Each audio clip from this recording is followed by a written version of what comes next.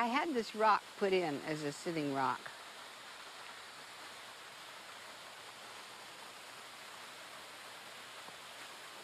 My brother Teddy got some strong-armed guys and got it over here. And presto.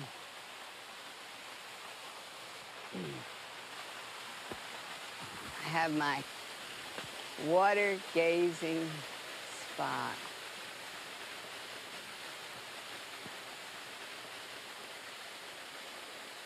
So the water comes from 900 to 1,000 feet up the waterfall, down through the piping, shooting into the pellet wheel, spinning it like an alternator, charging the batteries, pumping the inverters, and giving us light.